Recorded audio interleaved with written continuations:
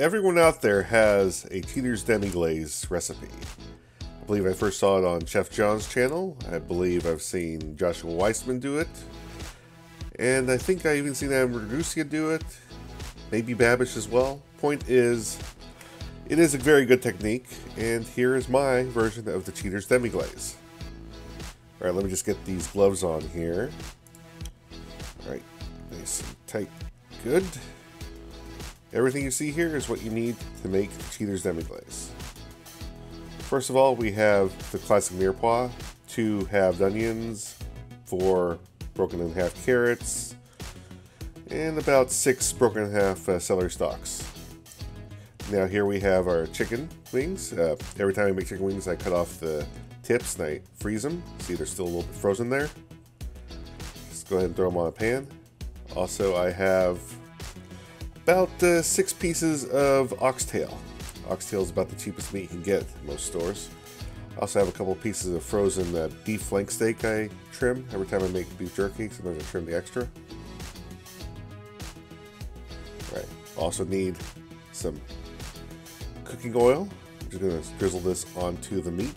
This way the meat browns a little bit easier. I think this is grapeseed oil, but you can any neutral oil, grapeseed oil, peanut oil, canola oil. Now we also have some tomato paste. I'm just going to go ahead and squirt that all over the chicken wings. It's going to help deepen the flavor and the color of the stock. Make sure you toss all your meat. Make sure the oil evenly covers it for the beef, and the oil and the tomato paste evenly covers the chicken wings. Honestly, you could do this without the tomato paste. I just like the color improvement it makes. I don't even really taste tomato in the final product at all. I'm told it adds the fabled umami flavor, but I think umami is one of those buzzwords that's sort of taking a little too much stock lately.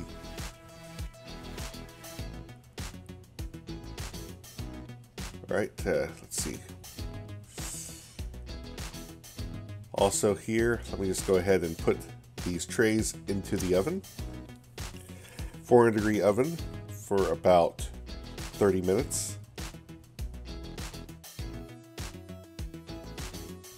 Alright, now our meat is beautifully browned.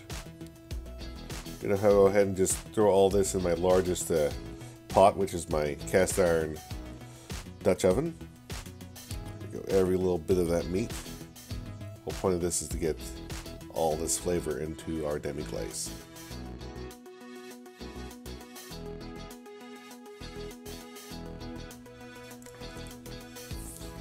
Forgive me, I'm just recovering from a cold. My voice is a little funky. Now we're going to bring out our chicken pieces, make sure there's nothing burnt. Don't want anything burnt going into the stock, or the stock is ruined before it even starts.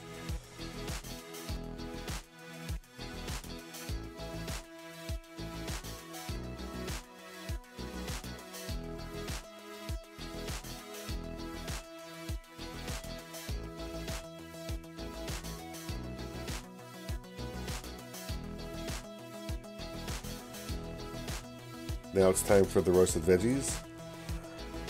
This is actually going to work out really well because I'm going to use a second technique I learned where I put in only half the veggies here. Am I doing this because I overestimated the size of my pot?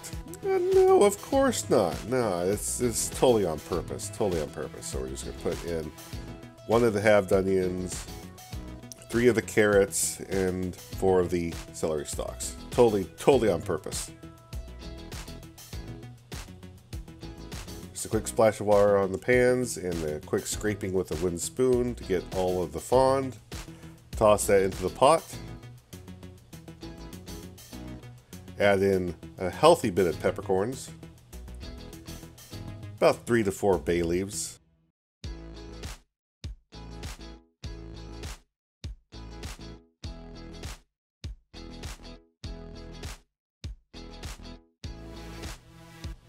A very large handful of parsley. You can skip the parsley if you want to. I don't even know if it does anything. And water all the way up to cover. Now, water is very important. You have to make sure you use water that is purified, but not chlorinated. So try avoid using tap water. There we go. Now I'm putting this up to 185, or let's say about medium. To get it simmering, you want to add a bare simmer for at least 6 hours. 8 hours would be better. 10 to 12 would be ideal, but you can get away with 6 to 8 hours easily. By the way, here's the other half of the veg that I'm going to just throw in a container and put in the fridge. You'll see this come back later. Alright, it has been 8 hours and we're ready to do the first strain. You should see everything a little bit beached, everything sunken in a little bit because all the proteins broke down and nothing has its real structure anymore. The first strain doesn't need to use a very fine mesh strainer or cheesecloth. All I'm looking to do is get rid of the large bits of meat and veg, so I'm using just a steamer basket.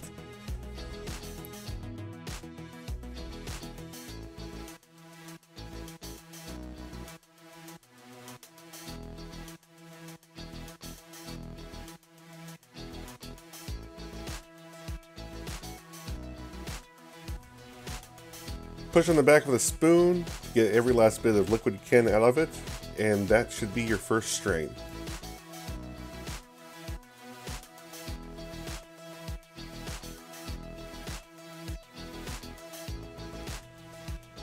Look at that dark, deep, rich color there. That is ready to go for the next step. So we're going to grab the veg that we threw in the fridge earlier, throw it all back into the Dutch oven, return our stock back into the pot,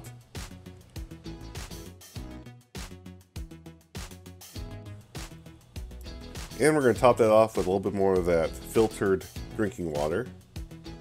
There we go. Get every last bit from that bowl, throw it in there, put it back onto 185 for another hour and a half.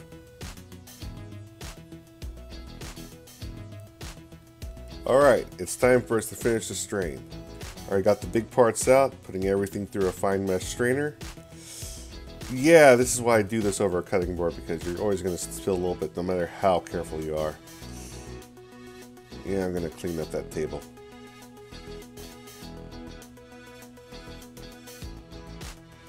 Now I'm going to try a little bit of trick here that I saw once, where instead of waiting for this to cool down, grab the top fat layer off, I'm going to do all this with a gravy separator. Should work fine, should work great, should be amazing. Oh no, it's leaking, oh shit, holy shit, holy shit, holy shit, let's get that bowl, come on, Ben, come on, stop cleaning, come on, yeah, now you notice, you dumb shit, come on.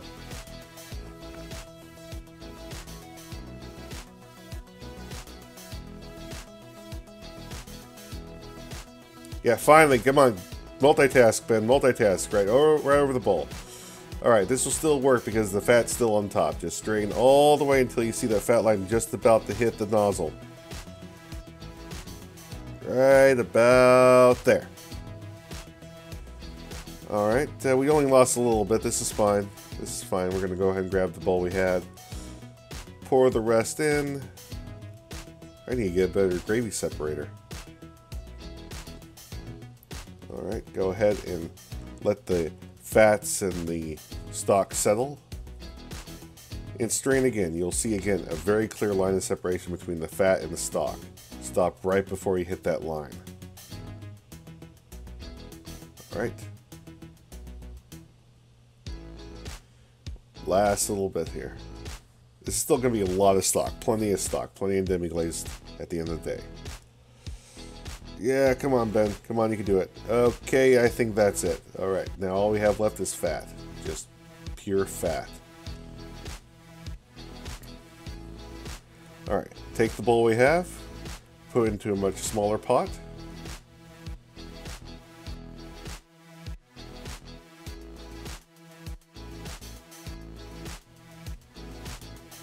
Crank it up to 185. And we're going to reduce this down at least by half. I actually got down to, I think, about a third of what's here. Alright, we have a 1/3 of it left here, and we're going to do it one final strain into a metal bowl. Have another container staying by about the same or equal size to the container you're straining your liquid into. This will make it much easier. Just fill that other container with ice. I can go ahead and just pour all of my demi-glace in there. Yes, look how thick that is. Look how gorgeous that is. That's going to make lots of amazing soups and stocks and sauces. Alright, let me go ahead and clean up a little bit here and grab my second bowl.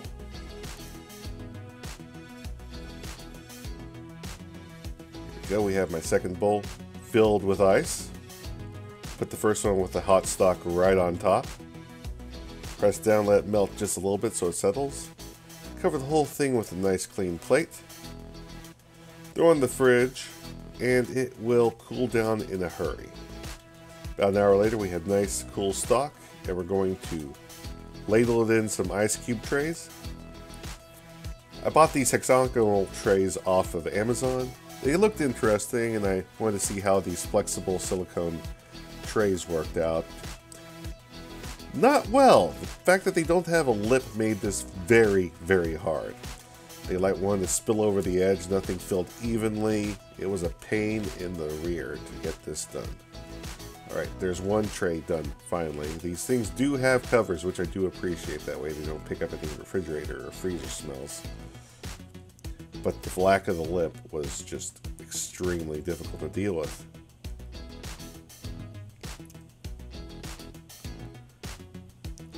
Throw both trays into the freezer, let it firm up, and once frozen, break off and put into Ziploc bags for later use.